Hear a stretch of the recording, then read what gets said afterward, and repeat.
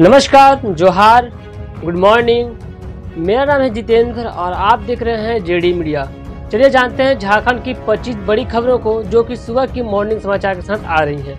आज की पहली और बड़ी खबर, झारखंड में तैयार किए जाएंगे बिस्सा किसान। कृषि विभाग की है बहुत बड़ी तैयारी। बचले की कृषि मंत्री बादल ने कहा है कि 3 साल में कृषि विभाग 30 लाख किसानों तक पहुँच गया है।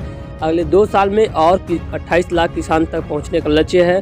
5 साल के कार्यकाल में सरकार 58 लाख बिरसा किसानों की फौज तैयार कर लेगी। इसमें हर किसान को कुछ न कुछ सरकारी योजनाओं का लाभ मिले, इसके लिए विभाग काम कर रहा है। इसके लिए नई तकनीकी का उपयोग हो रहा है। इससे बार बार सरकारी योजना का लाभ लेने वाले किसानों की पहचान हो जाएगी। श्री बादल मंगलवार को कृषि विभाग की ओर से आयोजित रवि कर्मशाला का उद्घाटन करने के बाद संबोधित करते रहे।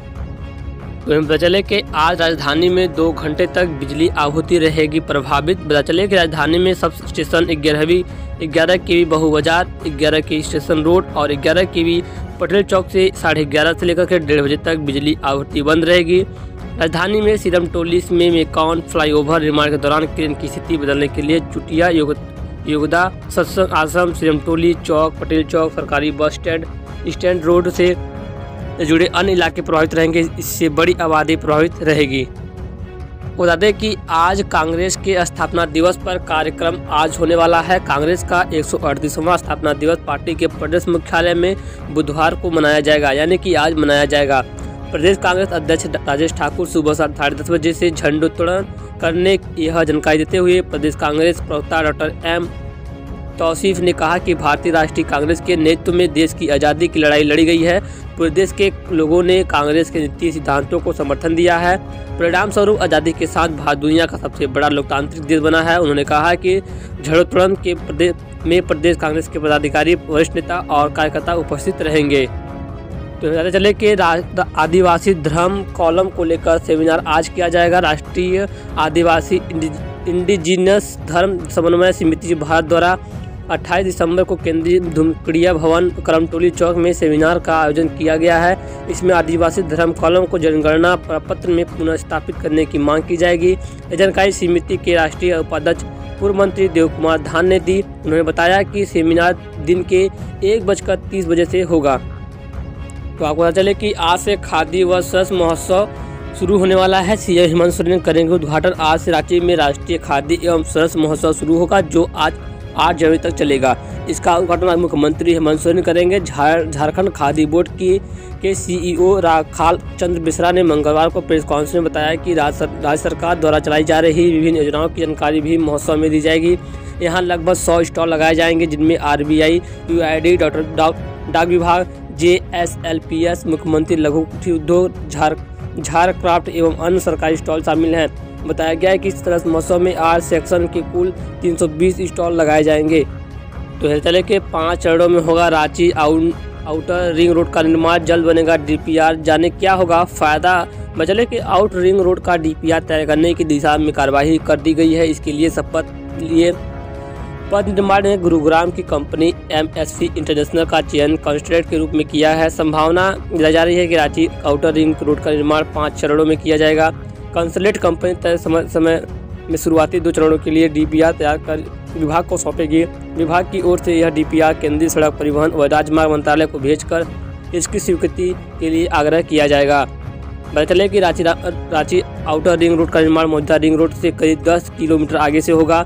NH-33 में पुदांग टोल प्लाजा के पास से NH-75 एपर मांडर के उगद्रित तक रिंग रोड बनेगा। फिर उगरित से NH-23 से इटकी तक यह रिंग रोड जाएगा। रिंग रोड की लंबाई करीब 190 किलोमीटर की होगी। इसका सर्वे विभागीय स्तर पर कर लिया गया है। अब केवल इसका DPR तैयार करने का काम शेष रह गया है। तो चले कि इकोनॉमिक्स एसोसिएशन के वार्षिक अधिवेशन में बोले राज्यपाल रमेश बैस, योजना तभी सफल जब लोगों को मिले लाभ।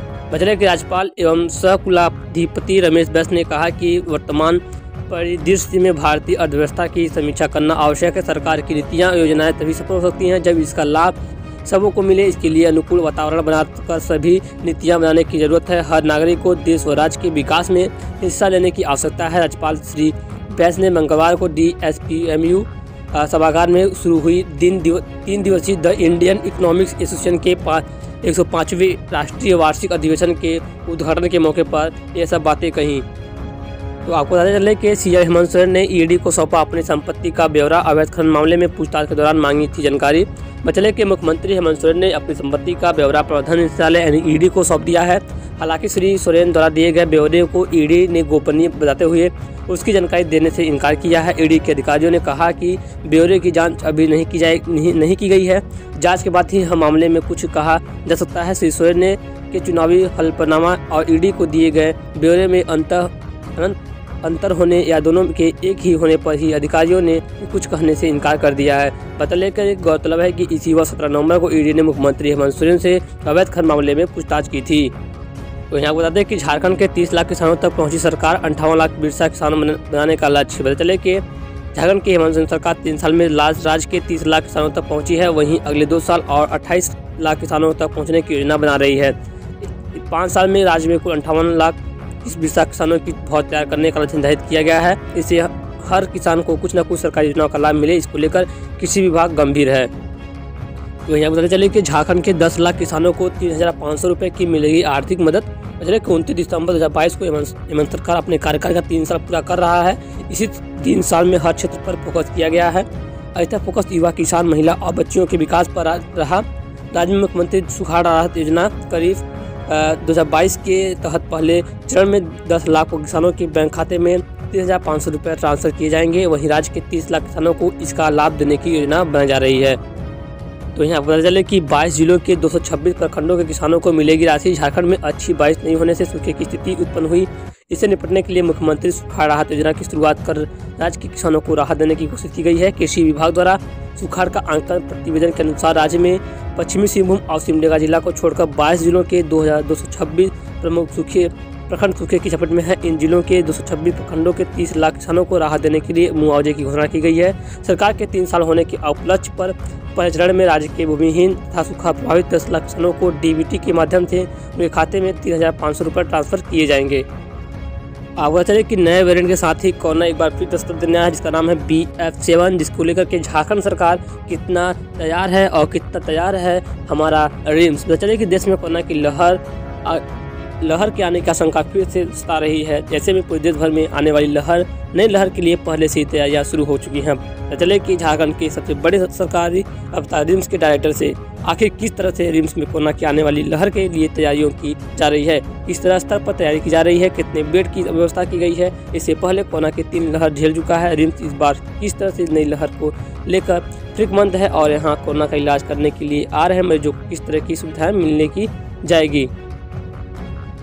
हेमंत सरकार के 3 साल हुए पूरे, जनता के खाते में डाले जाएंगे 1200 करोड़। मुख्यमंत्री हेमंत सोरेन के नेतृत्व में राज्य में चल रही यूपीए गठबंधन की सरकार 29 दिसंबर को अपने 3 साल पूरा करने जा रही है। हालांकि इस मौके पर किसी भी बड़े समारोह का आयोजन नहीं किया जाएगा।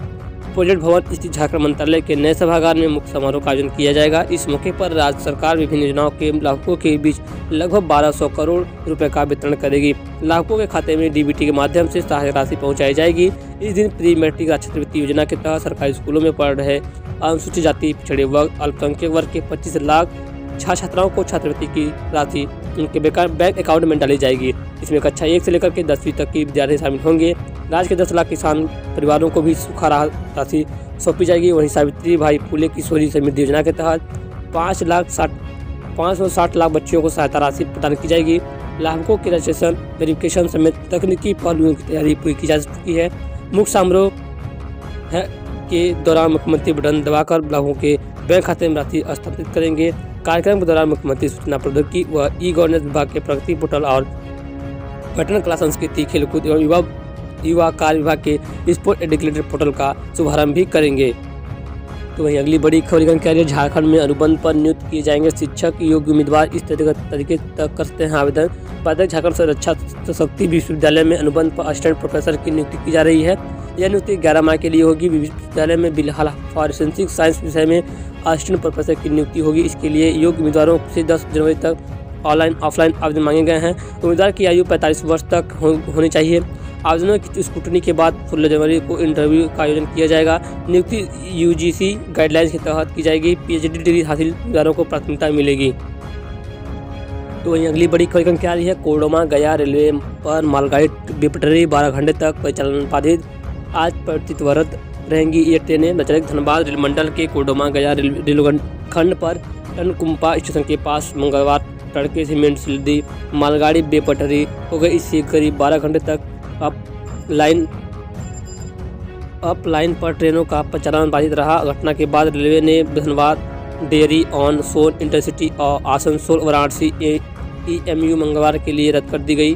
कुछ ट्रेनों के रूट बदल दिए गए हैं। जानकारी मिलते ही गोमो व गया से दुर्घटना राहत यान मौके पहुंच गया, जिससे उसके बाद बचाव कार्य शुरू किया गया। अपराह्न करीबन 3:10 पर अब लाइन पर पूरी तरह पहचान समान कर दिया गया है। घटनास्थल पर हाजीपुर जोन के चीफ सेफ्टी अफसर शिव कुमार प्रसाद, धनबाद रेल मंडल के DRF आशीष बंसल, इंजीनियर DN को ऑडिशनर व सीनियर